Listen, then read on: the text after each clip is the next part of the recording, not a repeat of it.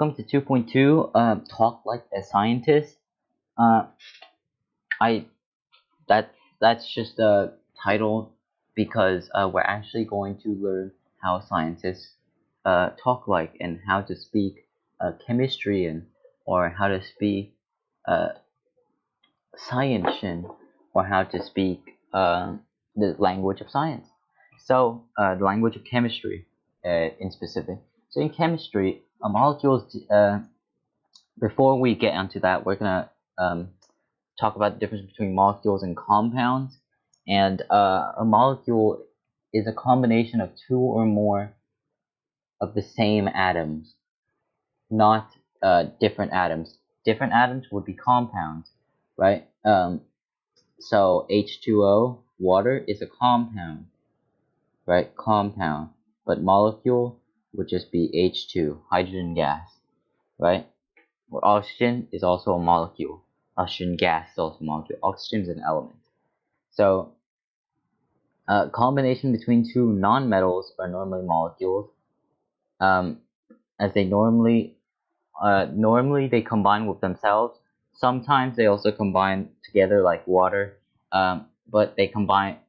They normally only combine with themselves. But if they're compounds, then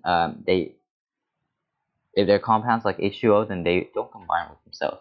Metals are pretty much almost never going to be molecules. They're always going to be compounds. Pretty much always going to be compounds. So this is one of the structures that you will see. In this structure, we have sulfur S8 that goes in kind of like a weird crown pattern, and then there's phosphorus, which goes in a tetrahedral pattern or a triangular base pyramid. Looks like a triangular base pyramid. But this is the structural construction of phosphorus, and this is the structural construction of sulfur. So they are both molecules because they're the same atom. They have sulfur has 8 atoms and phosphorus has 4. So even though some chemical bonds bond nonmetals, there can also be a metal and nonmetal compound and other compounds that have different properties. So compounds and molecules with 2 atoms are called diatomic molecules, and compounds and molecules with 3 atoms or more are called polyatomic, right? So this is a polyatomic compound because there's a double bond. That doesn't matter. It's H4C2, and this is a diatomic molecule because it is chlorine gas. It's Cl2. So and a compound usually combine in cation anion combinations, but sometimes they don't actually combine in that combination. They combine differently, such as they share a bond, right? So polyatomic compound, I don't know what this is. I know this is chlorine gas. It's very dangerous. Do not smell it, or else you will probably have to go to the doctor or poison control center. And you don't mix bleach with vinegar, or else you will get chlorine gas. It's not pleasant. Right? So now we're going to get into the language of chemistry. It's governed by quite a strict law called chemical nomenclature. Nomenclature means a way of naming things, basically. So binomial nomenclature means 2 names, the way of naming 2 names. What else? Physical nomenclature, the way of naming physics.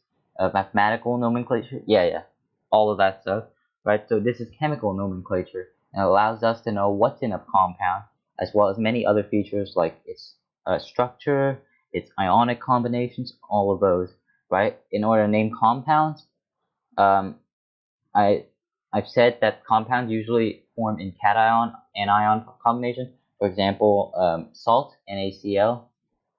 Chlorine is an anion, and salt, sodium, is a cation, and the cation has a positive charge, gives the charge, and the chlorine gives the electron. No, the sodium gives the electron to the chlorine to make it sodium chloride, right? So the cation is named first, sodium, and then the anion, chloride.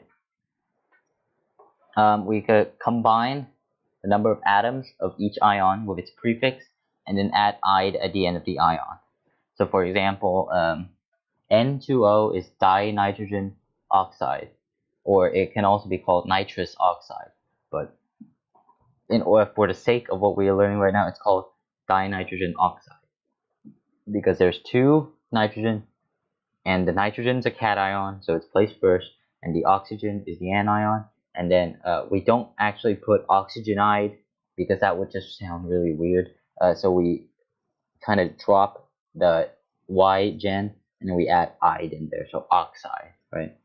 The cation of this, no, I'm gonna switch this. I don't even know if it's on screen. It is on screen. This is not correct information. The anion of the molecule does not need the mono prefix, right? The cation does. No, actually, the cation doesn't even need the mono prefix. None of the ions need the mono prefix. Honestly, you can just say nitrogen oxide, and it would be NO. Perfectly understandable, right? So anyways, stop with me rambling, and we're gonna name each molecule. Ready? So PF3. P is phosphorus, right? P is phosphorus, so we'll put phosphorus.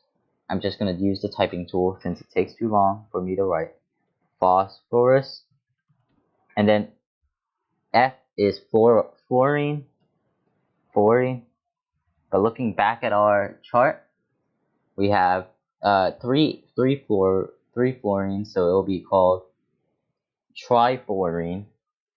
And our fluorine is also an anion of the molecule, so it's called trifluoride. So phosphorus trifluoride, or yeah, phosphorus trifluoride. So this next one is called carbon because C is carbon, right? And then O is oxide, carbon oxide, or we can add the mono in for the anion. We can put carbon monoxide. Carbon monoxide, that makes sense as well. Normally you would see carbon monoxide, you wouldn't see carbon oxide, but that's a totally acceptable name, right?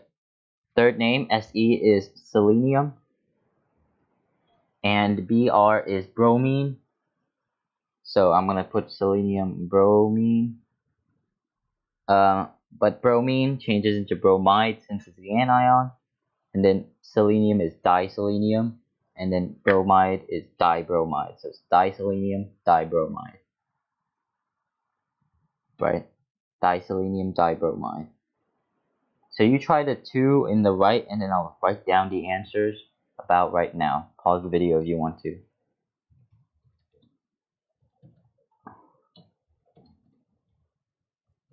Okay, the first one is sulfur tetrafluoride, and the second one is diphosphorus pentasulfide, and that is the answer. Right, here's more practice. I will leave this on for 5 seconds, and then I will answer all of the questions once you have finished, once the 5 seconds is over. So the 5 seconds starts.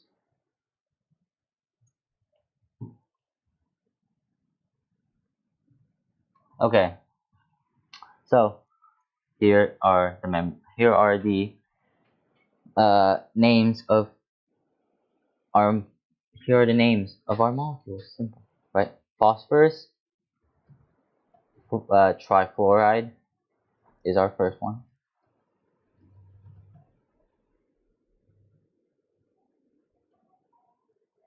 Our second one is tellurium dichloride. Our third one is dinitrogen trioxide.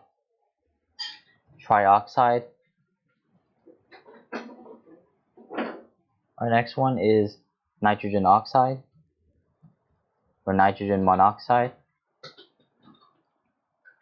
carbon disulfide,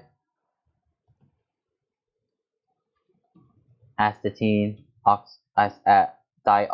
diastatine trioxide, xenon difluoride. Most of the time you would just omit the di. Unless if the ratios are 5 or more, you would just omit the ide. Right? If they're ionic compounds, you would just omit the I. O2F2 is dioxygen, difluoride. SF6 is sulfur.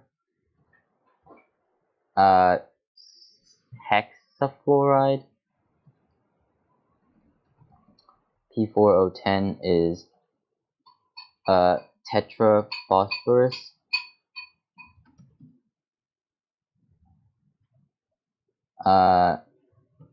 Decaoxide, I think. Let me see. Decaoxide, yeah.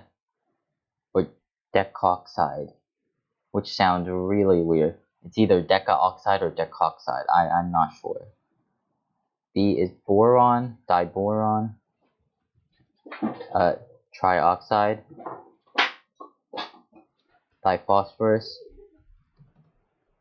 trisulfide. Okay, so our other 15 formulas for each name, I'm going to write them down. If you want to pause, you can pause now. Otherwise, I will write them down right now. So, dinitrogen pentoxide, N2O5. Tetraboron tricarbide is B4. Okay, I'll just write them down. This is 2. B4C3. Phosphorus pentachloride, PCl5.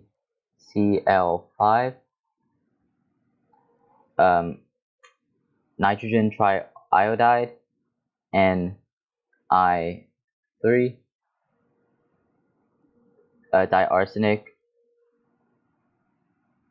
I don't think it's AR. Wait, let me see. Diarsenic AS. It's AS.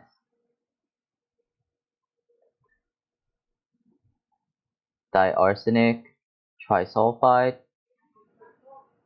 As2S3. Iodine trichloride, ICl3.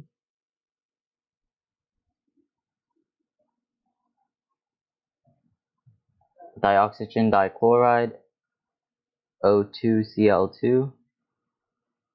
Dinitrogen trisulfide. These aren't real chemicals, by the way. But we're just getting used to the naming of the elements. Xenon tetrafluoride, XeF4. Chlorine dioxide, ClO2. Selenium dibromide, SeBr2.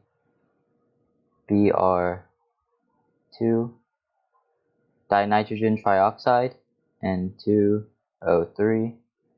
Iodine trifluoride, IF3. Xenon trioxide, XeO3. And disulfur decafluoride is S2. Right now, I'm gonna write this up here. S2 and F10. So that is our element. And that is the end of this episode. If you liked it, press the like button. If you think that your friends are struggling with chemical nomenclature, then recommend this video to them. I'll talk about more about chemical nomenclature in the next episode about ions, because we got a lot more to cover about chemical nomenclature. But that's gonna be it, and I'll see you next time with ions.